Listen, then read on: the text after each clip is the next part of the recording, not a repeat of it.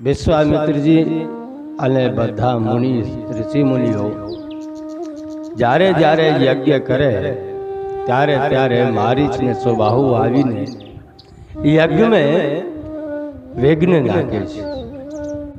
જહ જપ જગે જોગે મુનિ કહે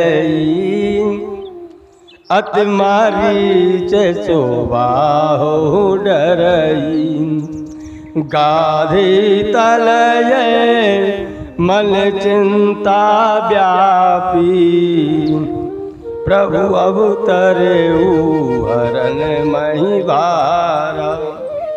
ત્યારે વિશ્વામિત્રજીએ ધ્યાન ધર્યો છે અને ધ્યાનમાં પાયો છે કે ભગવાન પરબ્રહ્મ પરમાત્માનો અવતાર થઈ ચૂક્યો છે અને આ ધરાવ ઉપર પાપીઓનો ભાર ઉતારવા માટે રાઘવેન્દ્ર સરકાર અયોધ્યામાં દશરથજીને ત્યાં પુત્રના રૂપમાં અવતાર લીધું છે।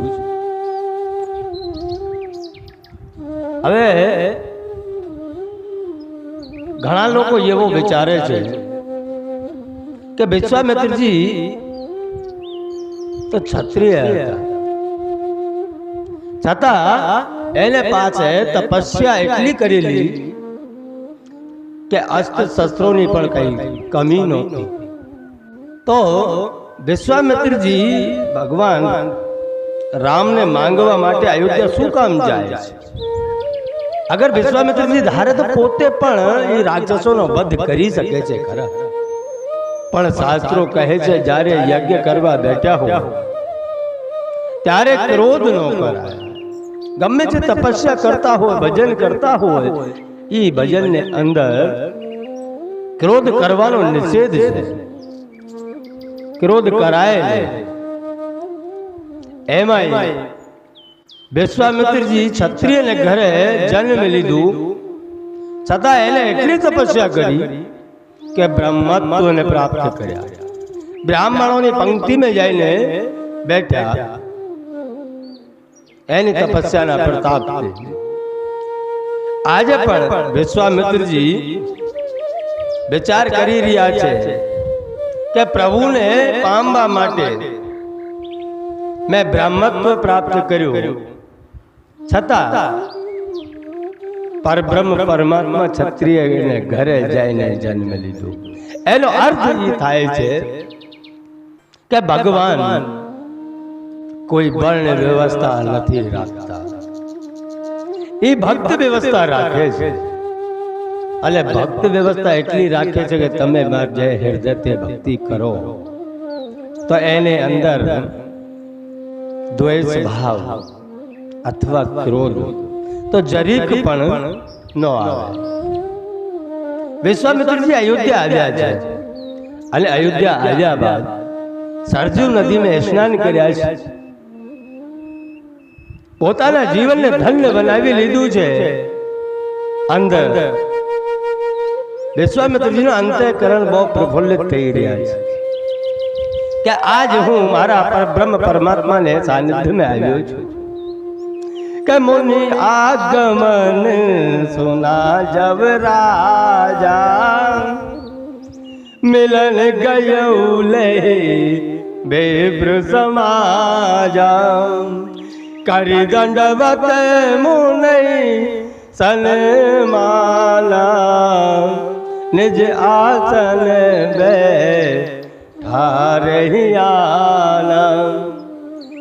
કે જ્યારે દશરથજીને ખબર પડી કે વિશ્વામિત્રજી અમારી અયોધ્યામાં પધાર્યા છે તો ગુરુ વિપ્રબંધ આ બધાને લઈને દશરથજી સામે ચાલીને સ્વાગત કરવા માટે વિશ્વામિત્રજીને આવ્યા છે અને આવીને દંડવત પ્રણામ કર્યા છે।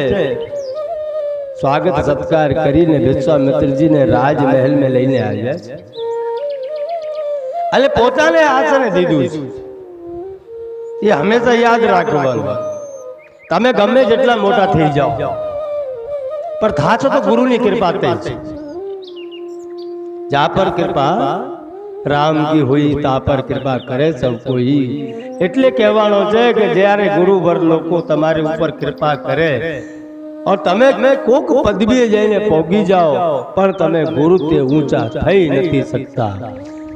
સંતોનું સન્માન કેવી રીતે થાય એ આજ ચક્રવર્તી રાજા દશરથજી બતાવી રહ્યા છે કે આપણી સંસ્કૃતિ શું છે, આપણે સંતોનું સન્માન ગુરુવરોનું સન્માન કેવી રીતે કરાય એ આજે દશરથજી બતાવી રહ્યા છે। અને દશરથજી ત્યારે પૂછ્યા, વિશ્વામિત્રજીને પૂછે છે કે પ્રભુ આજે અમે ધન્ય થઈ ગયા છીએ કે તમે જો हमारी नगरी में पधार्या जो मोसम आज धन्य न दूजा कि मारे समान कोई बीजो कोई धन्य नहीं, कोई काम हो तो प्रभु हमने कहो कि आज हमें धन्य बनी गया छे तमारा आगमन थी। आ बाजू विश्वामित्रजी नो खूब सम्मान थयुं छे અને સન્માન કે બાદ મહારાજ દશરથજી પૂછે છે, तब मन हरस वचन कहराऊ मोने अस कृपा की नहीं काऊ કે તમારી જેવી કૃપા તો કોઈને કરી નથી પ્રભુ, તમે આજ અમને ધન્ય બનાવ્યા છો અમારી નગરી में આવીને કે કઈ કારણ આ ગમન तुम्हारा કહ્યો સો કરત ના લાવો વારા। હે સંતમન, હે મહાત્મન, તમારો આવવાનું કારણ શું છે? તમે મને ખાલી એક વાર કહો, હું એ કાર્ય પૂર્ણ કરવા में जरी कई बार नहीं लगाड़ू प्रभु। હવે રાજન બड़े विवेकपूर्ण शब्दों में विश्वामित्र जी ने पूछी રહ્યા છે। अरे ત્યારે વિશ્વામિત્રજી કહે છે કે અસુર સમૂહ સતાવઈ મોઈ મેં જાચન આયઉ નૃપતોહી। હે રાજા, અસુરોનો સમૂહ મને બહુ સતાવે છે, હું તમારી પાસે એક યાચના લઈને આવ્યો છું રાજન કે अनुज समेत देव रघुनाथा निश्चर बद में हो सनाता। कहे राजा आ भारत वर्ष नो ऋषि कोई दी मांगे नहीं, पर विश्वामित्रजी कहे छे કે હું જાચક બનીને આવ્યો છું, તમારી પાસે માંગણી કરવા માટે આવ્યો છું રાજન। કેમ કે મને અસુર સમાજ બહુ સતાવી રહ્યા છે, એટલે હે રાજન તમે મને અનુજ સમેત દેવ રઘુનાથા કે નાના ભાઈને જોડે જોડે મને રઘુનાથને આપી દો, તાકી એ લોકો અસુરોનો વધ કરે અને અમે સનાત થઈ જઈએ। હવે અહીંયા વિચાર કરવા જેવી વસ્તુ છે કે વિશ્વામિત્રજી કહે છે કે રઘુનાથ કે અનુજ સમેત દેહુ રઘુનાથા નિશ્ચર બદ મેં હોઉં સનાથા કે અત્યાર સુધી અમે અનાથ છીએ, અમારો કોઈ નાથ નથી પ્રભુ। હે રાજન, અમારો કોઈ નાથ નથી, એટલે તમે અમને રઘુનાથ આપી દો તો અમે પણ નાથ વાળા થઈ જઈએ પ્રભુ, અમે સનાત થઈ જઈએ, અમારે કોઈ પિતા પ્રાપ્ત થઈ જાય તો સનાત થઈ જઈએ, તમે અમને રઘુનાથ આપી દો। અને તો ભારત વર્ષનો ઋષિ જાચન કરવા જાય એમે તુલસીદાસજી ચોખ્ખું જ કીધું છે કે મેં જાચન આવ્યો ને કોઈ જાચના કરવા માટે આવ્યા છે, પણ એક પ્રેમનો પડદો એવો પડેલો છે રાજા દશરથને આખન ઉપર કે તે રામને દેવા માટે તૈયાર નથી। એને તો ત્યાં સુધી વાત કરી નાખી કે સૌ મુનિ દેવું નિમિત્ત એક માહી કે હે મુનિરાજ, તમે મારે પાસે જાગીરી માંગો, સૈનિકો માંગો, તમારે જે જોતું હોય એ માંગો, અગર એનાથી નથી માનતા તો તમે મારા પ્રાણ માંગો, હું તમને પ્રાણ નિમિત્ત માત્ર મેં આપી દઉં। પણ મને ચોथे પણ આ 4 પુત્ર પ્રાપ્ત થયા છે और ચારો મારી આંખના તાળા છે એમે તો હું તમને 2 કેમ આપી દઉં એમાંય તમે માંગ્યા રામને માંગ્યા ઈ તો નો બને પ્રભુ ઈ રામ और लक्ष्मण ने હું નો જ આપી શકું રાજન બહુ હટ કરે છે કે ચોથે પણ પાયો સુચારી વિપ્ર વચન નહીં કહ્યું વિચારી તમે વિચાર કરીને નથી કીધું પ્રભુ કે વૃદ્ધ अवस्था में कोई ने कई वस्तु प्राप्त थाय और તમે કહો કે આ મને આપી દો તો ઈ આપે નો આપે તમે બીજું કઈ કહો તમે બીજો ગમે જે કહો ઈ હું નિમિષ માત્ર में કરી નાખું કહ્યું તો કરત ના લાવો બારા હે ऋषि हे मुनि તમે ગમે જે વસ્તુ કહો હું નિમિષ માત્ર में ઈ કરી નાખું પણ અહીંયા વિશ્વામિત્રજી મને મન में આનંદ થઈ રહ્યા છે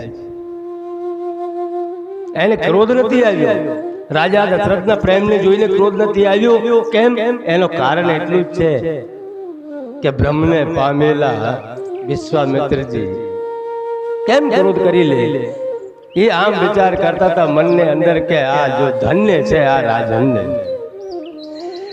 રાજા દશરથને બહુ ધન્યવાદ દેવું પડે કારણ એટલું જ છે કે આજ પ્રભુ શ્રી રામના પ્રેમને અંદર રાજા એટલો પ્રેમિત થઈ ગયો છે કે એને છોડવા માટે તૈયાર નથી એ પ્રાણ છોડવા માટે તૈયાર છે પણ ત્યાં ગુરુ વશિષ્ઠજી સમજી ગયા છે કે હવે રાજન જો ના પાડશે ને और કદાચ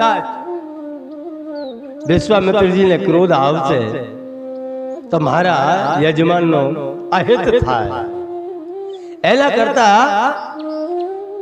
विश्वामित्र जी और दशरथ जी ने बीच में आवीने वशिष्ठ जी उभा થઈ ગયા છે अले राजा दशरथ ने विश्वामित्र जी કહે છે કે हे राजन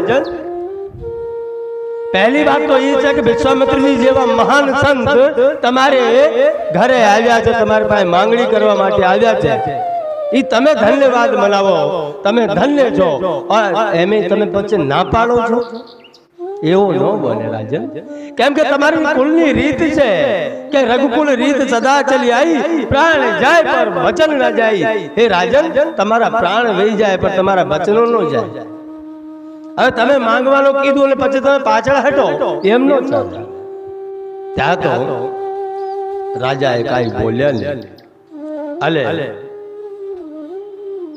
तरत हाँ पाड़ी दीधी आ गुरु वचन अपने भारत देश ની એક સંસ્કૃતિ એવી બતાવે છે કે ગુરુ વચન આપણે માટે કેટલા મહત્વના છે વશિષ્ઠજી મહારાજે ખાલી એક જ વાર કીધું કે રાજન વિચાર કરો માં આપી દો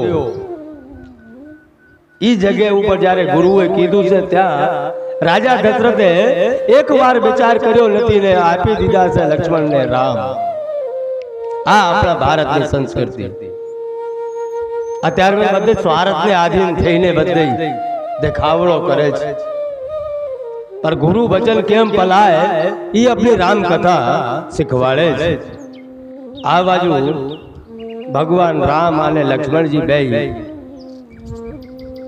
માતા કૌશલ્યાજીને મળવા માટે જાય છે ત્યાં કૌશલ્યા માતાજીને કીધું માં विश्वामित्रजी महामुनि हमने लेवा माटे आव्या छे हमें एनी रक्षा करवा माटे जाईए छीए एना यज्ञनी रक्षा करवा माटे जाई रह्या छीए मां त्या कौशल्याजी बड़ी आनंदित थई छे त्या मां घबराई नथी मां निराश नथी थई आनंद में आवी छे एनो कारण ई ज हतुं के नानपण में जारे महादेवजी ब्राह्मण रूप धारण करीने आव्या अने त्यारे जोश देखाड्यो हतो ने माता कौशल्याजीए त्यारे भगवान शंकरे एने जोश में कीधुं हतुं के एक महात्मा जारे मांगवा माटे आवे तमारा पुत्रने अने त्यारे ई जाहे जारे लौट के आवशे ने त्यारे एक राजकन्याने जोड़े ई परણીને आवशे એટલે माता कौशल्याने एम नथी लागता के मारा पुत्र वन में जाए छे त्यारे माता कौशल्याने एम लागे छे के मारो पुत्र परણવા जाए छे एना हार के से अयोध्या ने अंदर बधाईने पाछे रजा लीधी आशीष लईने बधाई વિશ્વામિત્રજીને જોડે ચાલ્યા છે અને વિશ્વામિત્રજી મને મન વડે આનંદ થઈ રહ્યા છે, જેમ કે વિશ્વામિત્ર મહાનદી પાઈ કે આખા સંસારનો ખજાનો એને પાસે આવી ગયો હોય એવી રીતે આનંદ મેં વિશ્વામિત્રજી આગળ ચાલે જાય છે। હવે જ્યારે આગળ ચાલવા મળ્યા ત્યાં बीच में सर्वप्रथम ताड़का आई। चले जात मोने दीन देखाई, सोनी ताड़का क्रोध कर धाई। के त्यारे विश्वामित्र जी ने ताड़का ने दिखाड़िया है કે હે રામ, આ તાડકા છે મારી જે સ્વભાવ આ બે રાક્ષસોની માં છે અને ભગવાન રામે એક જ ફના में एक જ बाण में ताड़काનો वध કર્યો છે और ताड़का ने परम गति આપી ले। तो इसे लाइक कीजिए, दोस्तों के साथ शेयर कीजिए। भगवान આગળ વધ્યા છે। હવે અહીંયા વિચાર એવો આવે છે કે તાડકા જ કેમ બન્યું। સર્વપ્રથમ શરૂઆત ભગવાને અવતાર લેવાના જે કારણો હતા એની શરૂઆત તાડકા પરથી જ થઈ। સર્વપ્રથમ તાડકા જ મારી એનો કારણ એટલે જ છે કે જ્યાં તે બુરાઈનો જન્મ થતું હોય ને, શાસ્ત્રો કહે છે કે સર્વપ્રથમ જ્યાં તે બુરાઈઓ જન્મતી હોય પનપતી હોય એ જગ્યાને જ નષ્ટ કરો। એટલે જે રાક્ષસોની માં હતી તાડકા એનો વધ ભગવાને કર્યો છે કે એકઈ વાન પ્રાણ હરી લીલા દીન જાન તેહી નિજ પદ દીના। કે ભગવાન રામે પોતાનો પદ આપી દીધું છે, વૈકુંઠ આપી દીધું છે।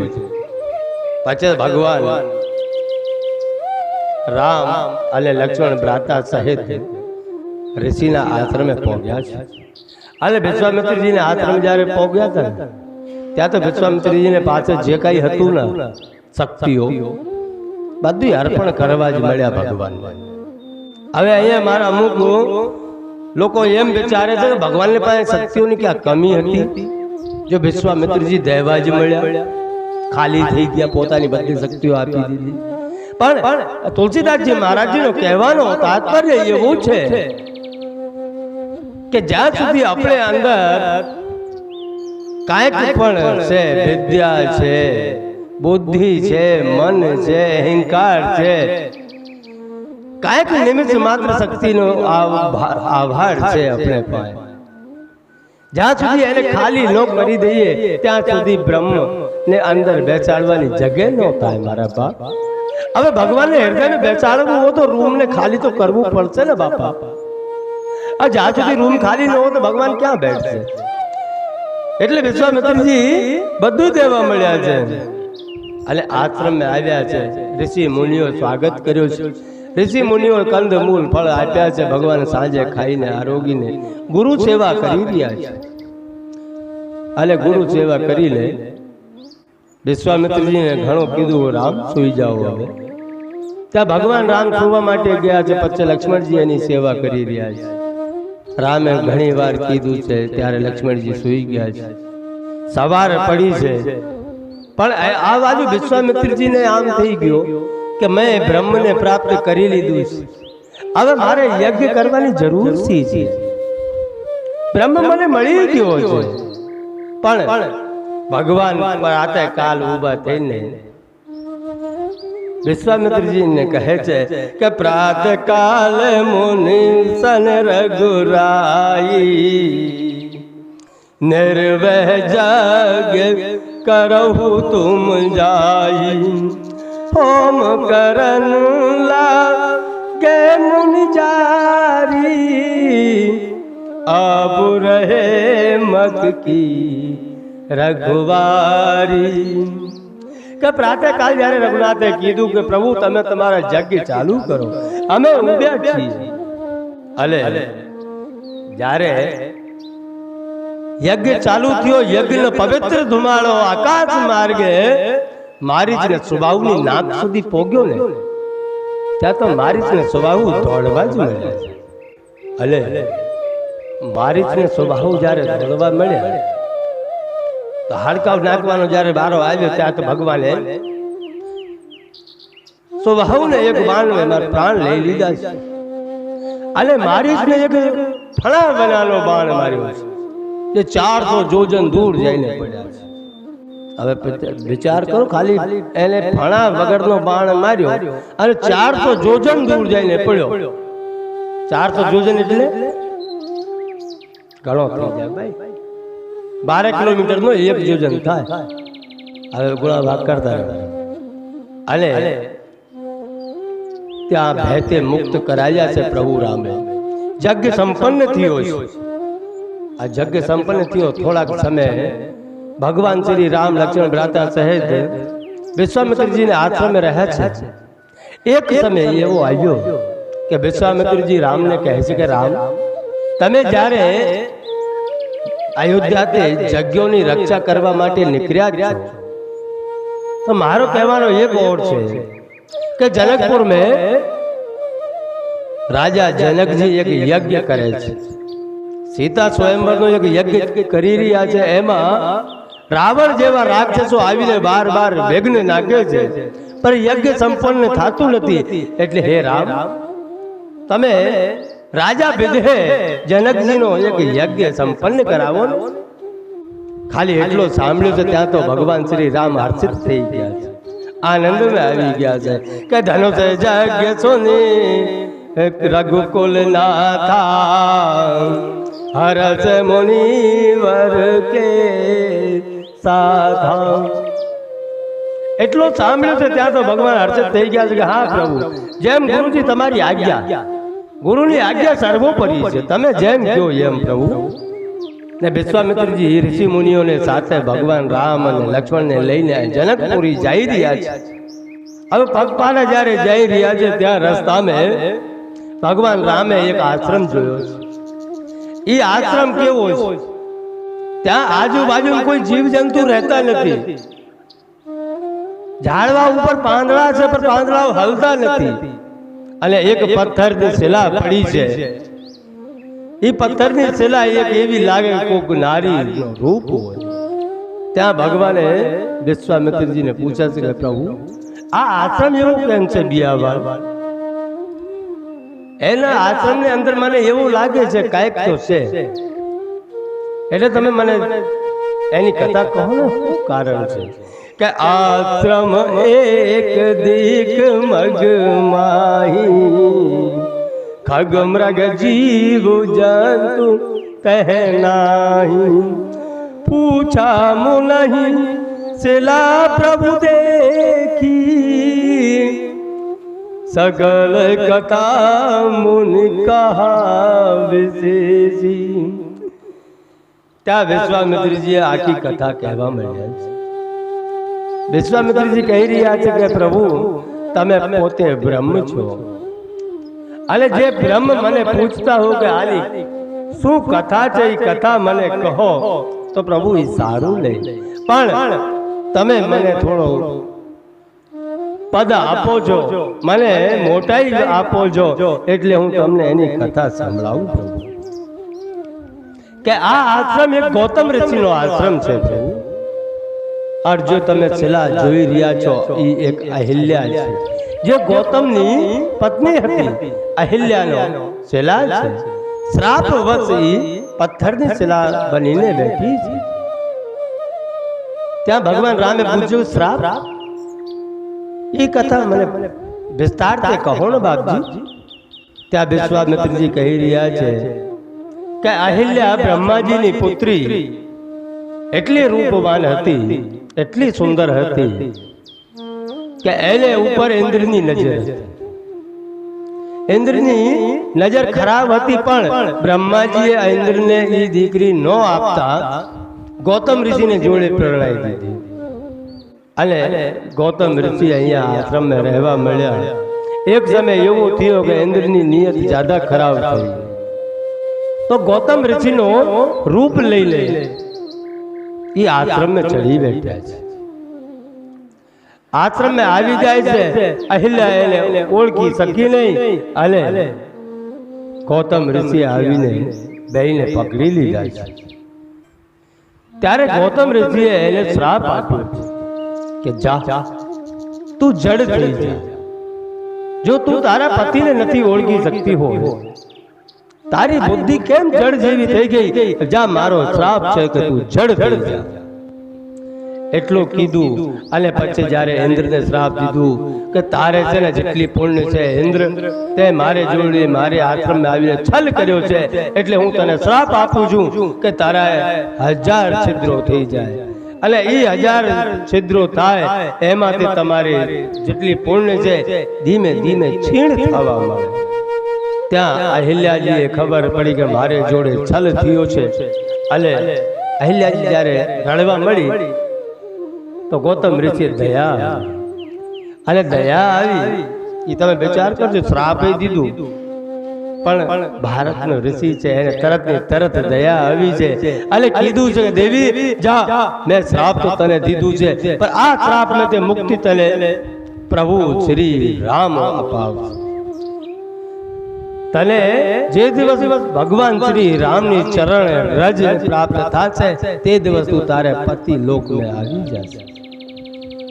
અને ઇન્દ્રને કીધું કે જા, તારા આ 1000 છિદ્રો છે, જે દિવસ ભગવાન રામ જનકપુર में ભરઘોડો નીકળશે ને રામનો, ઈ ભરઘોડાને તો 1000 નેત્રોથી જોવાના, 1000 આંખોથી તું જે દિવસ જોશે તે દિવસ તું આ શ્રાપને તે મુક્ત થઈ જશે.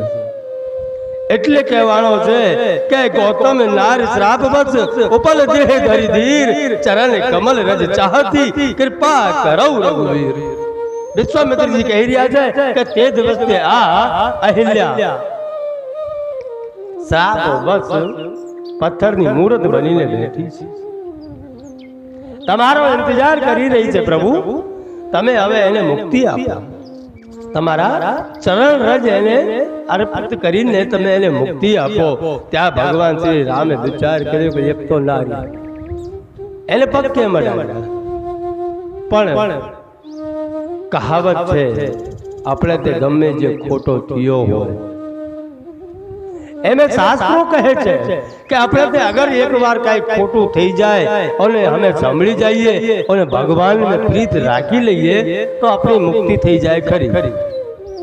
એમે તે આવીને ભગવાન પોતે આવીને મુક્ત કરે, પણ સુધરી જઈએ તો આજે ખોટો કર્યો કાલે પ્રાયશ્ચિત કરો, પરંતુ બીજી વાર ખોટો કરી નાખો, એને માટે ભગવાન નો આવે. અહિલ્યા હતી જે દિવસ એને પતિએ શ્રાપ આપ્યો કે જડ થઈ જા, પર એ આમ પથ્થરની જડ નહોતી થઈ, એને નિશ્ચલ થઈ ગયા કે મારા પતિએ મને શ્રાપ દીધું છે એટલે ભગવાન અહીંયા આવશે. ભગવાન ને એની દ્રઢ વિશ્વાસ થઈ ગયો અને દ્રઢ ભક્તિ કરી, અને એ ભક્તિને ચિંતનને ભગવાને પોતે જાવું પડ્યો, અને સામે ચાલીને ભગવાન ખાલી બે જ જગ્યાએ ગયા છે, જ્યાં વિશ્વાસ હતું ત્યાં જ જાય છે.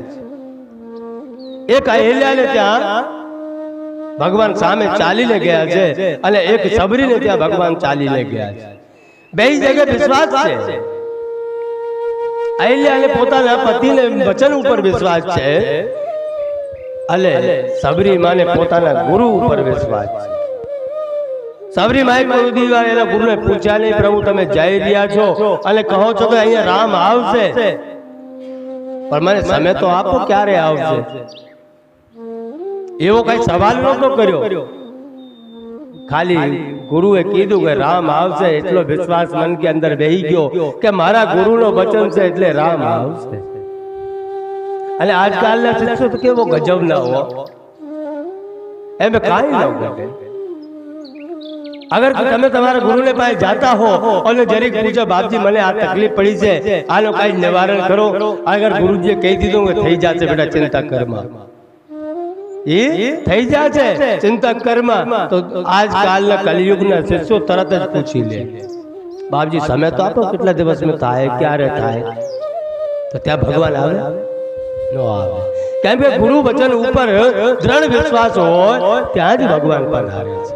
અહિલ્યાનો ઉદ્ધાર કર્યો છે, ઉદ્ધાર કર્યા બાદમાં અહિલ્યા સ્તુતિ કરીને ભગવાન રામની ને પોતે સ્વધામ પતિને ધામે ગઈ છે.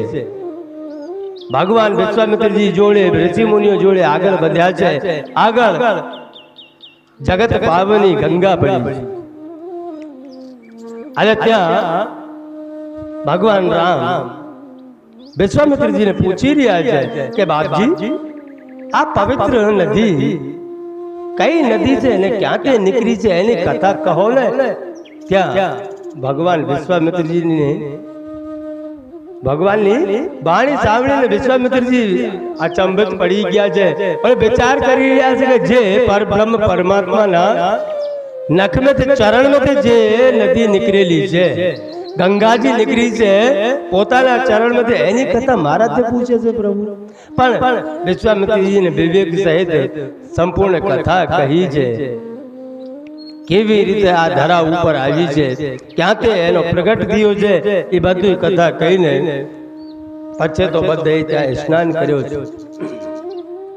તુલસીદાસજી મહારાજે અહીંયા વિવેક રાખ્યો છે પૂર્ણ રૂપથી. કેમ કે એક સંદેહ હતા રામ ભગવાનના મનની અંદર કે મેં એક સ્ત્રીને અડ્યો છું, એક સ્ત્રીને પગ અડાડ્યો છે, એટલે મને થોડો બહુ પાપ તો લાગ્યો હશે, એટલે તરત તુલસીદાસજી મહારાજે ગંગાજીને સ્નાન કરાવ્યા છે, પ્રાયશ્ચિત કરાવ્યા છે. પ્રાયશ્ચિત કરીને ભગવાન રામે દાન દક્ષિણા જે કઈ હતા યોગ્ય દેવાનો હતો બ્રાહ્મણોને આપી છે, આગળ વધ્યા છે. ત્યાં તો જનકપુર દેખાવા મળ્યા અને વિશ્વામિત્રજી જનકપુરના આંબા બાળીમાં જઈને આસન લગાડ્યું છે.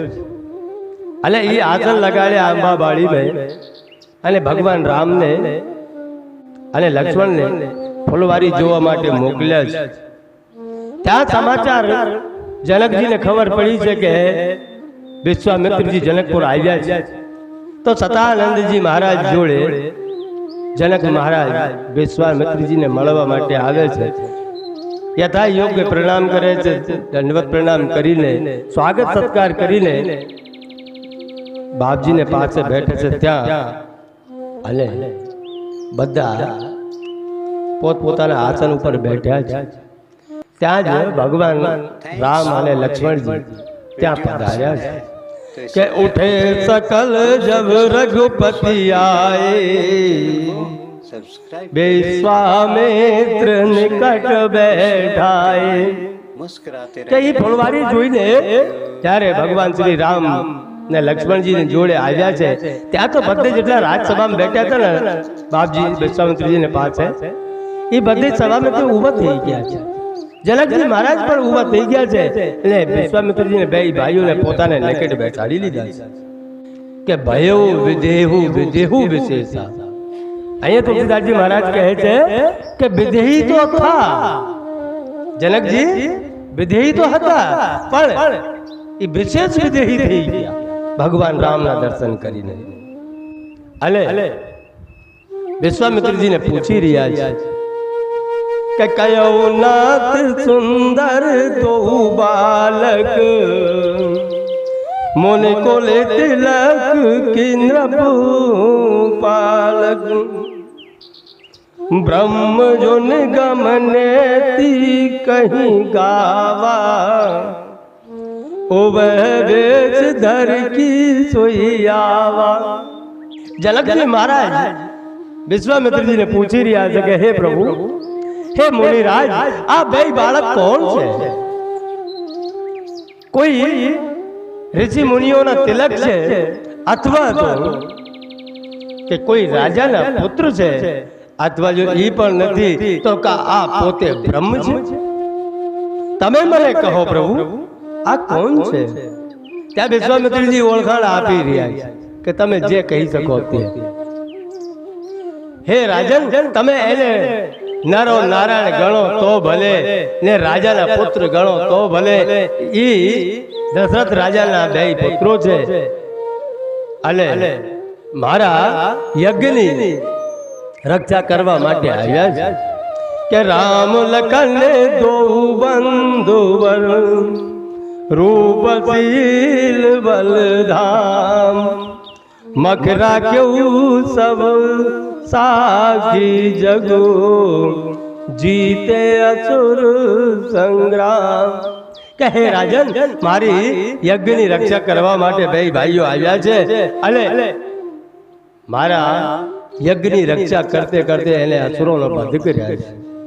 ત્યાં જનકજી મહારાજ બોલ્યા છે રે બાપજી, તમે એકલા આવ્યા હો તો મને કઈ વાંધો લો, તમે જ્યાં કહે કે મારે અહીંયા આસન લગાડવું છે ત્યાં હું તમને આસન લગાડી દઈશ બાપજી, પણ આ રાજકુમારો આવ્યા છે તમારે જોડે, દશરથજીના પુત્ર છે, એટલે બાપજી આજે તો તમે એને જોઈ લે, અમે કહીએ ત્યાં આસન લગાડો, ત્યાં વિશ્વામિત્રજી ને જનકજી પોતાના રાજમહેલ લઈ જાય છે, ત્યાં આસન લગાડે છે, અને ભગવાન રામ ઋષિઓને જોડે સાંજ ભોજન પ્રસાદ લઈને ભગવાન રામ વિશ્વામિત્રજી કે ચરણ કમલ में बैठा છે, દિવસ જાતો રહ્યો છે કે ऋषि संग रघुवंश मन कर भोजन विश्राम, बैठे प्रभु भ्राता सहित દિવસ रहा भरी जाओ, દિવસ પૂરો થઈ ગયો છે ને ભગવાન બેઠા છે, અને બેઠા બેઠા ભગવાન કહે કે હવે આ વિશ્વામિત્રજી મહારાજ જ્યાં ત્યાં મારી ઓળખાણ બ્રહ્મ તરીકે આપી રહ્યા છે, અને બ્રહ્મ તરીકે આપે તો મને મારા જે કાર્ય કરવા માટે અવતાર લીધું છે, રાક્ષસોનો વધ કરવા માટે જે અવતાર લીધું છે એની અંદર વિઘ્ન આવે અને હું મારા અવતાર કાર્ય પૂર્ણ ન કરી શકું, એટલે કાંઈક લીલા કરું. અને વિશ્વામિત્રજી એવા બોલું તો વિશ્વામિત્રજીને એમ થાય કે બ્રહ્મ કોઈ દિવસ એવા હોય. ત્યાં સંકોચ વશ જ્યારે ભગવાન રામ ને લક્ષ્મણ વિશ્વામિત્રજી ચરણ કમલ में બેઠા છે, ત્યાં ભગવાન રામ વિશ્વામિત્રજીને કહે છે બાપજી, લક્ષ્મણ ભ્રાતા બીકને લીધે તમને કહેતા નથી, લક્ષ્મણ ભ્રાતાને નગર જોવું છે, હવે એને નગર જોવું છે, એટલે તમારી રજા હો તો હું લક્ષ્મણજીને નગર દેખાડી લાવું. હવે તમે વિચાર કરો કે ભગવાન રામ નગર દેખાડવા જાય છે, નગર દેખાડવા કોણ જઈ શકે કે જેને પહેલેથી નગર જોયેલો હોય ઈ જ નગર દેખાડી શકે, પણ અહીંયા ભગવાન ભગતને વિસ્મિત કરવાના ચક્કરમાં પોતે ભૂલ કરી બેઠા છે. વિશ્વામિત્રજીને કહે છે કે હું લક્ષ્મણને નગર દેખાડીને લાવું, એનો અર્થ એ થયો કે ભગવાને નગર જોયેલો જ છે, પણ વિશ્વામિત્રજી સમજી ગયા છે કે जनकपुर नगर में अनेकों संतो महात्माओं रही રહ્યા છે, એને દર્શન દેવા માટે પ્રભુ શ્રી રામ જવાની ઈચ્છા રજા માંગે છે. કેવું કારણ કર્યું કે ભગવાન બધાને દર્શન દેવા માટે જવાના છે, બધે વર્ષોથી તપસ્યા કરી રહ્યા છે ને બધેની આંખો તૃપ્ત થાય એને દર્શન દેવા માટે પ્રભુ જઈ રહ્યા છે. પણ અહીંયા છે ને જો तुलसीदास जी महाराज 3 नगर की बातों करी और त्रणों नगर एक ते एक सुंदर था. सर्वप्रथम लंका की बातों करी, अयोध्या की बातों करी ने जनकपुर की बातों करी. હવે કોઈ કહે કે લંકા में બધા રાક્ષસો હતા તો એ વાત ખોટી છે. એમે પર 2-3 જણા સજ્જન પુરુષો હતા. દાખલા પૂરતી ભીષણ ભગવાનના ભગત, મંદોદરી ભગવાનના ભગત, ત્રિજટા ભગવાનના ભગત, એમ બધી રાક્ષસો ક્યાં. આવી રીતે અયોધ્યા નગરીની પણ એને વાતો કરી, એનો બખાણ કર્યો, પણ અયોધ્યા નગરી પણ બધી ભક્તોની નગરી નથી, સંતોની આખી નગરી નથી. એનો કહેવાનો તુલસીદાસજીનો એમ હતું કે તમે જો ને અયોધ્યામાં ત્યાં પણ મંત્રા જેવા હતા, મંત્રાઈ હતી, અને અમુક સમય માટે કેકેયની પણ બુદ્ધિ ફરી ગઈ હતી, એટલે તે પણ સંપૂર્ણ રીતે ભક્ત નગરી નહોતી. સંતોની નગરી ખાલી તુલસીદાસજી મહારાજ કહે છે કે જનકપુર છે, ત્યાં બધા ભક્તો ભગવાનના ભગત છે, એટલે ભગવાન સામેથી ચાલીને બધાને દર્શન દેવા માટે જઈ રહ્યા છે. નગર મેં ગયા. હવે નગરની લીલા ભગવાન રામની એવી લખી તુલસીદાસજી મહારાજે કે જે ભાઈઓ હતા એ રોડને કિનારે ઉભા છે. ભગવાન રામ અને લક્ષ્મણજી નગર જોવા માટે જ્યારે નીકળ્યા ત્યારે ભાઈઓ રોડને રસ્તાને કિનારા ઉપર ઉભ્યા છે અને બહેનો જે છે એ અટારીઓમાં ઊભી ઊભી જોઈ રહી છે. હવે એને અગર વિચાર કરવા જઈએ કે બહેનો પતો લગાવી લીધું કે આ રામ ને લક્ષ્મણ દશરથજીના પુત્ર છે અને વિશ્વામિત્રજીને જોડે આવ્યા છે અને રાક્ષસોના વધ કર્યા છે અને અહિલ્યાનો ઉદ્ધાર કર્યો છે. એ સ્ત્રીઓ જાણી લીધું, પણ ઓલા જે થોડાક નજીક મેં પુરુષો ઉભ્યા હતા ને એ લોકો નથી જાણી શક્યા. એટલો આદ્ય શક્તિ જેને કહેવાય, નારીનો સ્વરૂપ જેને કહેવાય, એની અંદર એટલી ચતુરતા તો છે કે કોઈને ખબર કાઢવી હોય, કોઈને બારેમાં પૂછવું હોય તો એ તરત જાણી તો લે. દાખલા પૂરતી આપણે જોઈએ કે કોઈક ટ્રેનની અંદર એક સીટ ઉપર બીજી બેન બેઠી હોય ને બીજી સીટ પર બીજી બેઠી હોય તો 5 મિનિટ ગાડીને ઉપડે ન થઈ હોય ત્યાં તો આખી ડિટેલો નીકળવાનું ચાલુ થઈ જાય. બેન કયું ગામ તમારું, ક્યાં જવાનું, ધીમે ધીમે બધું પૂછતા પૂછતા બેન લગ્ન થઈ ગઈ કે હા થઈ ગઈ. કેટલા છોકરી છોકરા છે, જેટલા હોય એટલા કહી દે. પછી છેલ્લે છેલ્લે એક સવાલ તો હોય, એ સવાલ તો બધાને કમ્પલસરી છે કે છેલ્લે છેલ્લે પૂછે બેન સાસુ છે. અગર તમારે જીવનમાં સાસુ છે તો એ ભાઈ સ્પષ્ટ કરશે કે હા બેન આ ઉપાધિ આપણે હજી ચાલુ છે. પણ હું તો એટલું જ કહું છું કે આ ઉપાધિ નથી, આપણે માટે એક આશીર્વાદ છે. જ્યાં સુધી તમારા જીવનની અંદર તમારી માતા સાસુ બેઠી છે, સાસુમાં બેઠી છે, ત્યાં સુધી તમારા માટે સારું છે. તમને કોઈ વાતની ચિંતા નથી, કેમ કે જ્યાં સુધી એને પાસે જવાબદારીઓ હોય ત્યાં સુધી એની જવાબદારીઓ લેવાતી હોય. જે દિવસ એ જવાબદારી સંપૂર્ણ થાય તે દિવસ તમારે માટે એટલો ભાર આવી જાય ને કે તમે પોતે જ કંટાળી જાઓ કે આ બધું અમારે જ કરવાનું. પણ અત્યાર સુધી તમારી સાસુમાં કરતા હતા એ કામ. એટલે એ બહેનો જે ઝરોકામાં બેઠ્યા હતા એ બધી ડિટેલ જાણી આવી. ભગવાન છે વિશ્વામિત્રજીના યજ્ઞની રક્ષા કરવા માટે આવ્યા છે અને અહીંયા નગર જોવા માટે નીકળ્યા છે. ત્યાં તો ભગવાન રામ ને લક્ષ્મણ બે જ્યાં સીતા માતાજીનો મહેલ હતો એ મહેલને નીચે થઈને નીકળે છે. એટલે કોઈને દાસીને ખબર પડે તો એ તરત ને તરત જોવા માટે ઉપડ્યા. ઝરોકામે તે જોયા અને આવીને સીતાજીને કીધું સીતાજી હાલો ને જો ઓલા બે રાજકુમાર નીકળ્યા છે આપણી શેરીમાં થઈને, પણ રાજકુલની મર્યાદા છે. માતા સીતા મર્યાદા તોડતી નથી એટલે ત્યાં તે બેન ના પાડી, સખીને ના પાડી દીધી કે સખી હું નહીં આવું, તમારે જોવું તો તમે જોવો, જાય હું તમને ના નથી પાડતી, પણ મારે થોડીક મર્યાદા છે. હવે દાસીઓ 8 થી 8 દાસીઓ ઝરોકામે જોઈ રહી છે, પણ ભગવાન તો નીચે થઈને નીકળીને જઈ રહ્યા હતા એટલે ભગવાનનો ખાલી ઉપર તે માથો જ દેખાડો, ચહેરો તો જોયો જ નથી. ત્યાં એક ચતુર સખી હતી, દોડીને ગઈ અને થોડા ચોખા ને પુષ્પ લઈને આવી અને ઉપરથી જ્યારે વરસાદ કરી ત્યારે ભાઈ પ્રભુ શ્રી રામ અને લખન બેયને ઉપર જોયો છે અને બધાને દર્શન થયા છે. દર્શન થતા આવી રીતે ભક્તિને દર્શન થયા છે.